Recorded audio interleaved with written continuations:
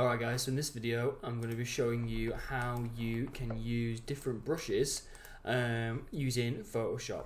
Now, some of you might have prepped some brushes when you did your mono prep period a while back, so if you did, this mainly applies to you, but you can still do it with the default brushes that are on Photoshop, but they're not as good.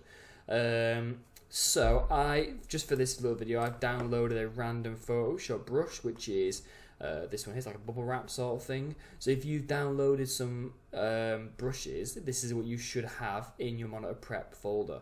So if I open this, and then I can click on this, is an ABR file, which I believe is something brush file.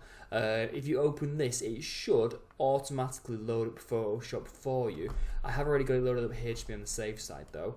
So if I click on this, what should happen? There we go, it's taking me straight to Photoshop. Okay, that means the brush is installed. So your brush, you can find your brush by clicking on, believe it or not, your brush tool, right? Or press B for shortcut if you want to. And then if you go to this little option at the top here, your brush settings, and you've got all these different brushes here. So you can see there that this is the brush that I have just downloaded here, which is all these weirdly loads of different bubble wrap. A bit bigger, so I can see it. There we go. All these different bubble wrap brushes that I've got here to use. Now they'll all do different things, but you can see here you have got some default ones here which you can find pre-installed on Photoshop, but they're not that good, to be honest. You know, the best off looking for custom ones that you might have got online. So all you need to do is you can then use this just like you would do a normal Photoshop brush. You can adjust the size, you can adjust the, well, some of them you can adjust the hardness in case you can't for this one. You can adjust the colour, so I'm going to change this to a nice orangey colour.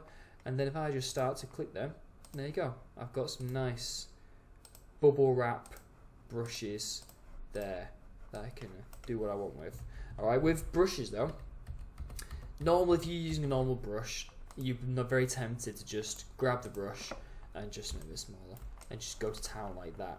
Okay, and that's fine, but with these custom ones, because it's got like a lot of texture on there, I'm doing it now, there we go, you probably just want to be using a single click rather than, you know, dragging the brush across. You could even, if you wanted to, adjust the size of your brush there as well, if you want it to be a bit small. Oops, if you want it to be a bit smaller. Or you can rotate it as well up here, so you can use, let's put it down to 45 degrees. Let's make it a bit bigger so we can see what it looks like. So you can adjust the direction of it as well if you want to. Let's try, I don't know, 78, why not? There we go. So you've got all these different brushes that you can use. So you're best off just clicking and tapping. The only problem thing you've got to remember though is, when you use brushes, it paints directly onto the layer here, right? So just bear that in mind, because that's the thing that could be a little bit fiddly for you. I would probably suggest that if you are using a brush, I'm just going to undo all this so I can show you what I mean, I would recommend that you do it on a new layer, okay? I just think it's safer, because that way if you put your brush on there and you don't like it, you want to change it, you want to adjust it, you can delete the layer and start again, right? Whereas if I was to do it on directly onto a photo layer, then you're destroying the original image. Okay, so let's just, let's just grab a random picture off Google. I don't know, let's have a look. Let's search for anyone, I don't know. Kermit the Frog. Why not? If I want a picture of Kermit, what the hell is that? That's terrifying. So if I want this picture of Kermit on there, alright, make him a bit bigger. There he is. So if for some reason I want to put my bubble wrap brush over the top of Kermit's head, right? Let's go for that'll do. If I want to put it there, right? There you go. Sure, that's what I want. The problem now I've got is that's all on one layer. I can't move that, can't change it. There's nothing I can do other than delete it and start again. So what I would suggest that you do is create a new layer, press the little plus in the bottom right hand corner, then get your brush tool and then paint it, because then I can move that around. I can even rotate it, I can resize if I wanted to, alright? But I have not destroyed the original image, still there, okay?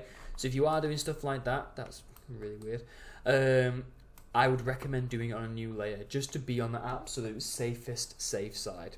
Okay, that's pretty much all you need to know about brushes, really.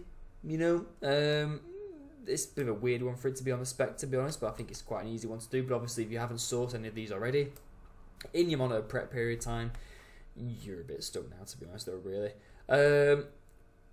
But, you know, key thing to make sure is you always do it on a new layer, just to be on the safe side, okay?